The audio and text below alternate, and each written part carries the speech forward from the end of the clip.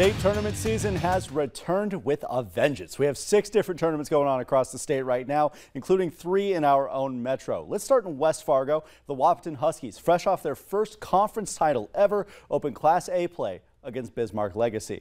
The Huskies looking to bounce back after going 0-2 in the state tournament last year, and they're off to a perfect start. The Wahpeton pitching taking no time to wake up this morning. Jaden King with a capital K, shutting down the first inning. We would only allow 1 hit through first 4 innings. Now the bat's starting to wake up after opening the scoring with a sac fly. Caden Capes with a shot right back up the middle. Caden Hockert makes it back home. Wahpeton leads 2-0. Moving ahead now, Jackson Fleeflet continuing to shine in the postseason. This one falls at the feet of the outfielders as 2 more teammates come home. The Huskies are rolling, and they're going to get their first tournament win in over a decade here. 6-0 the final. Wahpeton's on to the semifinals. And in our other early quarterfinal, the Century Patriots face off with the 2-time defending state champion Cheyenne Mustangs. The Pats scorching early, down 1-0 after a sac fly. This ball lands safely and right, and here comes Benjamin LeDuc and Parker Sagsveen. The Patriots are up 2-1. As the Burgers start to fire up at Young Field, so do the Mustangs. Top of the third, Connor Entz hammers it into the right field gap. We've got ourselves a tie ball game. Top of the fourth now, and the game's starting to bust wide open. Benjamin Klaus to left field. The ball is not caught. Ryder Weigel slides into home, scoring with a face full of dirt. Cheyenne's up 3-2, and the runs just won't stop. Mustangs tally 5 in the top of the fourth, score 8-3 now after a lightning delay in the top of the fifth.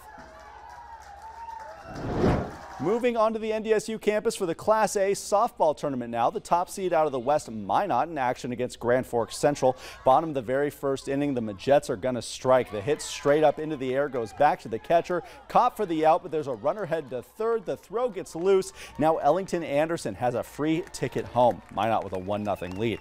They're looking to add to that here with runners on once again. The high fly ball is lost in the sun, but Caitlin Rahm is going to jump into the frame at the very last second to make the grab.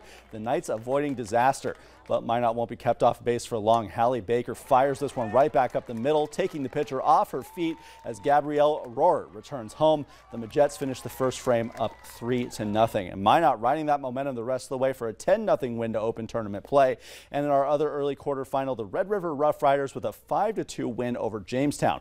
These 2 teams will now play in the next round. And checking into the Class B bracket out in Bismarck, it's a pair of shutouts to open the action. Langdon area Edmore Munich and Lemoore Litchfield Marion with 6-0 and 2-0 wins over their western foes. They will now meet tomorrow. And it's also an eastern sweep in the early Class B softball games. Thompson with an 8-1 upset over the number 2 seed Renville County. They'll play Kindred in the next round. They got a run rule victory over Central McLean. Last but certainly not least, onto the soccer field with the undefeated Davies Eagles in action against Jamestown. We're scoreless in the first half, but the Blue Jays look to strike first on the corner kick. Kaya Davidson shutting that down, though, rising up above everyone to grab the ball. Jamestown with another good chance on a Brianna Odell breakaway. Davidson runs up and meets her for the save, though. We stay scoreless through much of the first half. Davies deep in Jamestown territory now. The feed to Quinn Scary in front of the net, and she fires this one into the top shelf. Scary opening up the scoring with just minutes remaining in the first half, and that's going to be the only goal they need. The Eagles advancing with a 1-0 win. Now let's go over to Hutch for your last look at weather. All right, we still have thunderstorms out there, a couple of severe ones. Beltrami County up here, up in Lake of the Woods County, rather, that storm wandering through rural parts. Gusty winds exiting this storm. The hail threat diminishing, but the gusty winds, you can see the outline of it working its way towards Fertile now, and also Crookston likely seeing some gusty winds. A few thunder showers now in western Cass County. Fargo, I think we're done with that for tonight. Keep you updated. More storms and very hot weather and first alert weather days. Friday, Saturday, and Sunday. Super hot. Can't wait. Have a good night.